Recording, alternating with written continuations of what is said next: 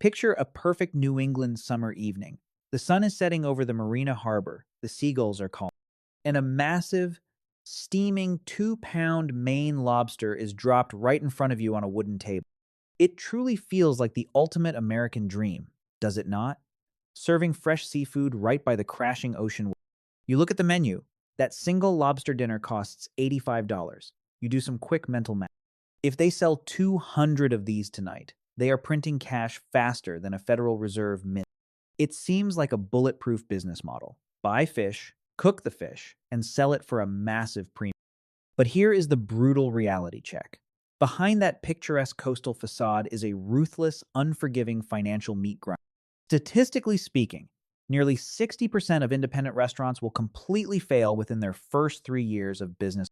And for traditional seafood restaurants, the financial pressure is even more extreme due to their incredibly volatile supply. Some of the most famous coastal joints are actually bleeding money on the very seafood they are.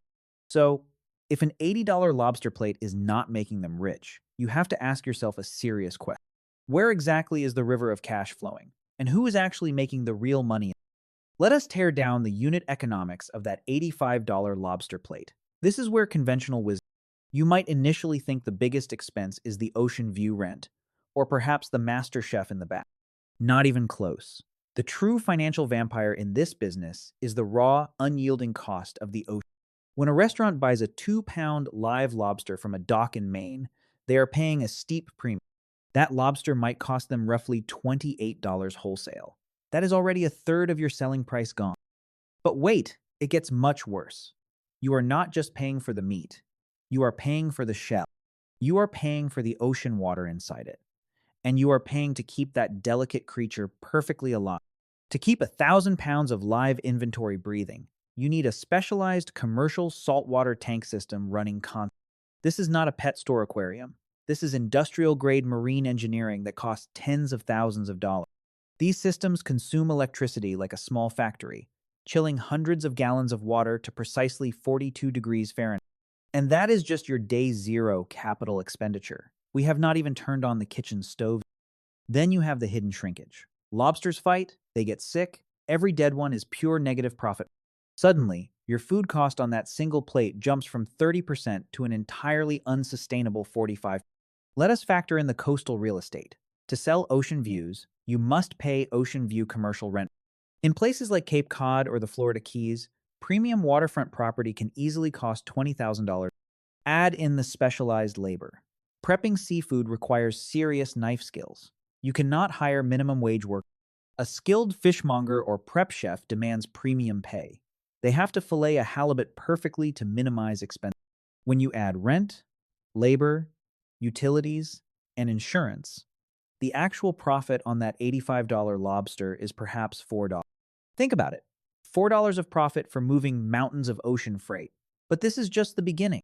Now, we enter the darkest corner of seafood economics, the capacity paradox and the relentless curse. Most businesses sell shelf-stable goods. A hardware store can keep a hammer on the shelf for 10 years. Fresh seafood is essentially a ticking time bomb. The moment a fish leaves the water, its value starts rapidly. You have a terrifyingly narrow window, usually 48 hours, to get that expensive protein onto a customer's plate. If a massive thunderstorm rolls in on a Friday evening and your patio seating gets completely rained out, you do not just lose that night's revenue. You lose thousands of dollars in spoiled premium perishable inventory. It goes straight into the dumpster. That is right, literally throwing hundreds of $20 bills. This brings us to the brutal reality of restaurant capacity. The seafood industry operates on extreme peak demand windows. You might make 70% of your entire weekly revenue between Friday night and Sunday afternoon. That is it. But here's the catch. To handle a Saturday night rush of 300 hungry tourists craving crab, you must maintain a massive, incredibly expensive operational machine. You need 10 servers, 5 cooks, and 2 managers. That entire heavy machinery must still be kept running on a dead, rainy Tuesday afternoon in early November. Your fixed costs remain brutally high, while your variable revenue drops off a cliff. This is operating leverage working again. Being incredibly busy on the weekends does not guarantee a profit. It just helps you pay for the slow day. If you are barely scraping by with a packed dining room, How on earth do these historic seaside restaurants survive decades? How does that family-owned crab shack stay open while the trendy new spot down the street goes bankrupt?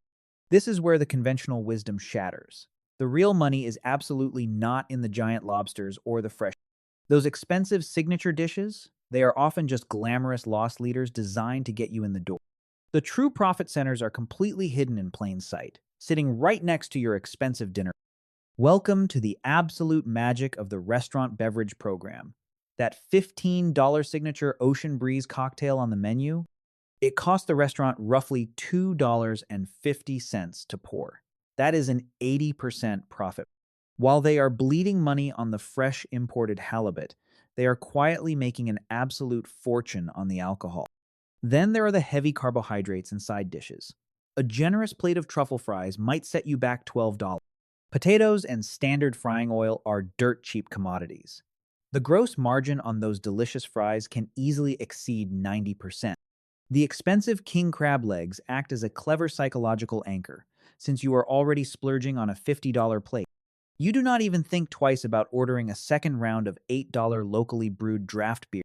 But even with those extremely high margin drinks, surviving the brutal freezing winter months requires another entirely hidden revenue: private event hosting. When late November hits and the casual tourist foot traffic drops by a devastating 80%, these massive coastal venues pivot incredibly hard. They rent out their dining rooms for holiday parties and lavish corporate. When a large company books a private room for 50 people, the restaurant demands a massive minimum spend requirement up front. They are essentially renting out the exclusive ocean view, forcing the corporate client to pay thousands just to hold the space. This guaranteed chunk of cash flow is what actually keeps the lights on while the local fishing boats are completely frozen. So, if the drinks and corporate parties pay the actual bills, what is the ultimate endgame for a seafood? This is where we must zoom out and look at the macro picture. The absolute highest level of the metagame, those legendary 60-year-old seafood shacks on the New England coast, they are not really in the restaurant. They are fundamentally commercial real estate holding companies that are simply wearing a very clever and nostalgic coastal fisherman disguise. Decades ago, the original founders bought that prime waterfront property for literal pennies on the dollar before the boom. Today, that exact plot of land is worth $15 million. They pay zero rent because they own the actual dirt. A brand new competitor trying to open next door would be instantly crushed by the massive modern commercial. Furthermore, these legacy corporate players often monopolize the local supply chain. They simply do not buy from standard wholesale seafood distributors.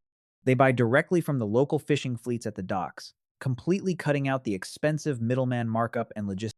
Some even own their own commercial fishing boats, creating a vertically integrated and heavily protected local cash flow force. They control the local supply, they own the valuable real estate, and they sell you high-margin cocktails with a. But what happens when you lack generational wealth or owned real estate? Let us look at the terrifying raw numbers. Let us look at the terrifying raw numbers of a modern independent operator who actually has to pay. Welcome to our hypothetical case study. Let us call it the Salty Pelican, located right on the beautiful Florida. The Salty Pelican does an impressive $2 million in gross annual sales. To the untrained eye, they are rich. But let us run the actual profit and loss statement. First, we deduct the staggering cost of goods sold. 40% of that revenue, roughly $800,000, instantly vanishes to pay for the seafood, ingredients, and waste. Next comes the labor. 30% or $600,000 goes directly to the prep cooks, servers, and man. We are now down to $600,000. Then comes the crushing 20% overhead, rent, insurance, and utility. That leaves our exhausted owner with a theoretical net margin of 10%, exactly $200,000 before. $200,000 is certainly a respectable living, but in the restaurant business, theoretical math never matches grim reality. That 10% profit margin is so razor thin that it provides absolutely zero cushion for unexpected operational disaster.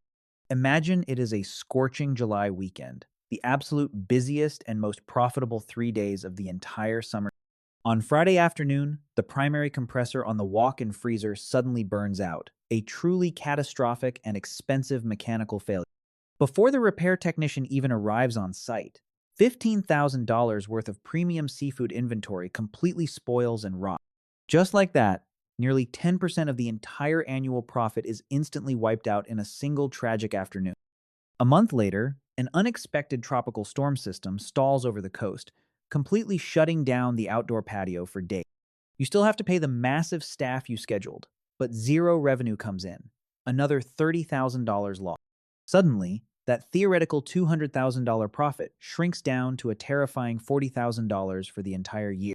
The owner works 80 hours a week, manages extreme stress, and takes home less than a mid-level corporate.